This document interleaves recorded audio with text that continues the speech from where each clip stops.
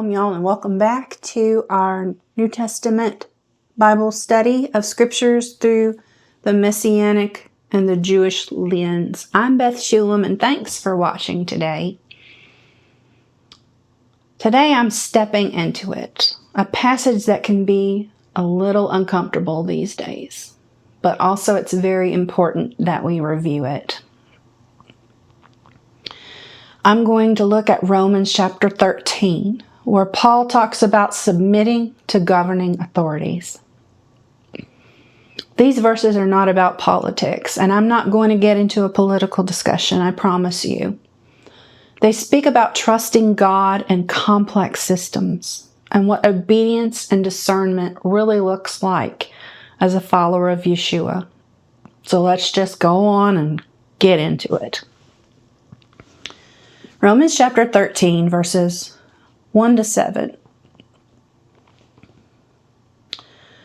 Let every person be subject to the governing authorities, for there is no authority except from God, and those authorities that exist have been instituted by God. Therefore, whoever resists authority resists what God has appointed, and those who resist will incur judgment. For rulers are not a terror to good conduct, but to bad. Do you wish to have no fear of the authority? Then do what is good, and you will receive its approval. For it is God's servant for your good. But if you do what is wrong, you should be afraid. For the authority does not bear the sword in vain. It is the servant of God to execute wrath on the wrongdoer.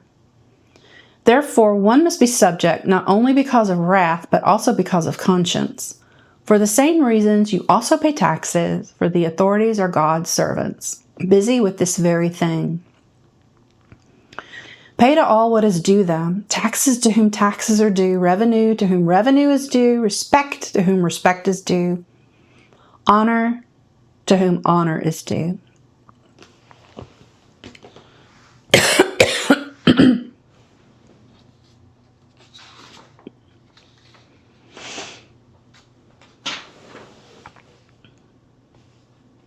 So, first, context matters in this verse. Paul is writing to believers in Rome under the shadow of the Roman Empire, a powerful and often unjust system of governance. Nowhere in here does Paul give a blank check to government. He's not saying everything rulers do is good.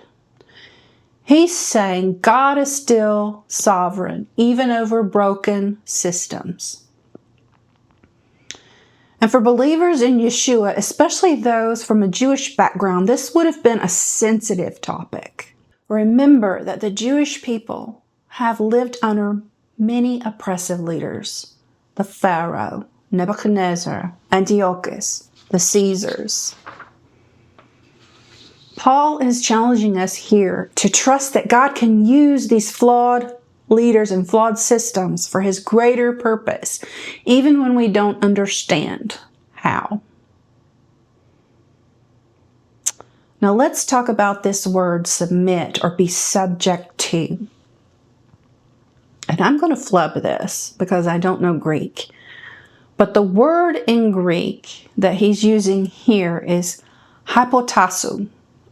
It means to align under, to cooperate with order. It doesn't mean obedience without discernment. We see in Scripture that when governing laws directly oppose God's commands, people resisted, respectfully but firmly. Think about the Hebrew midwives in Egypt. Think of Daniel in the lion's den in Babylon. Think of Peter and John in Acts saying, we must obey God rather than human beings. Paul isn't telling us to obey wickedness, but he's calling us to respect the role of government, but not to idolize it. Paul says rulers are servants for our good, to uphold justice, protect the vulnerable, and create order. Does that always happen perfectly? Unfortunately, no. But the idea is this: chaos among human beings does not honor God.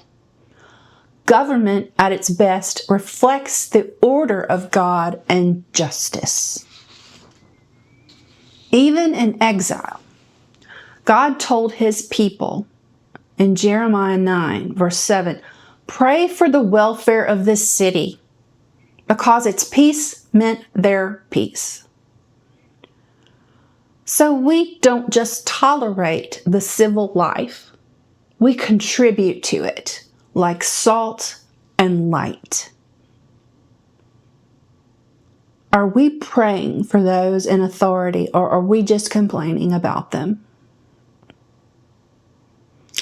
Let's talk taxes, because Paul did right here. Pay to all what is due them, taxes to whom taxes are due, respect to whom respect is due. And here Paul is echoing the words of Yeshua: render to Caesar what's Caesar's, and to God what's God's. The idea is very simple, but very important. How we live publicly reflects whom we serve spiritually. Paying taxes, obeying the laws, showing honor, these are ways we show integrity in our daily life. Even when we disagree, we are called to honor the image of God in others, including our leaders. We don't have to agree with everyone to treat them with dignity. And before you say, "Okay, Beth, those in authority don't treat others with dignity, why should I?" You cannot control the actions and speech of other people, but you always have the choice to control yourself and what you say and how you behave. You choose to reflect what God's essence is to the world, or you choose not to. Plain and simple.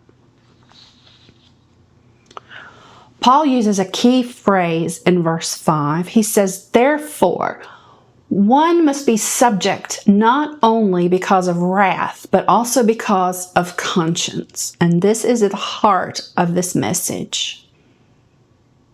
We don't just submit out of fear of punishment. We do it from a place of God-honoring conscience. As believers in Yeshua, we want to live our lives to reflect His peace, His justice, and His humility. That includes how we respond to leaders, laws, and cultural pressure. And when we do need to resist, we do it prayerfully, wisely, and full of grace. Romans chapter 13 is challenging for us today. I get it. But it's also full of hope. It reminds us that God is still in control, and Paul says this, even over imperfect systems. We're called to live honorably, not just within the body of Yeshua, but in society as a whole. Obedience and conscience go hand in hand, and both reflect our faith. So here's my challenge for you this week. Pray for your leaders, whoever they are, if you agree with them or not. Our local, national, and even our spiritual leaders within the community. Ask God, is there anywhere I'm resisting authority? Not because it's unjust, but because it's uncomfortable.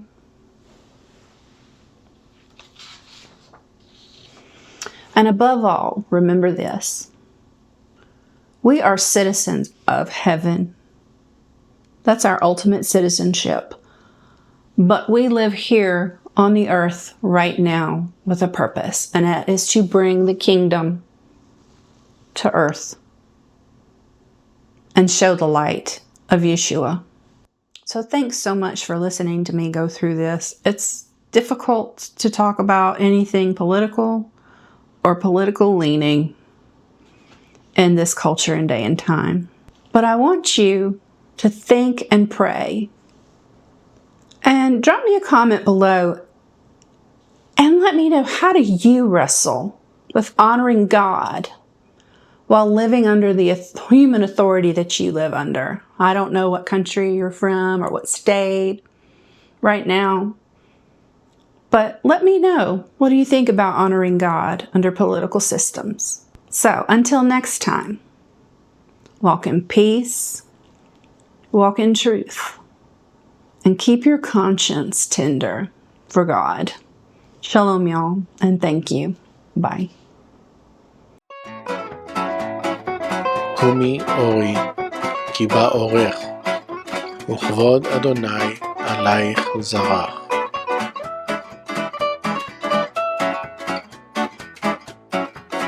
קומי אורי, כי בא אורך, וכבוד אדוני עלייך זרח.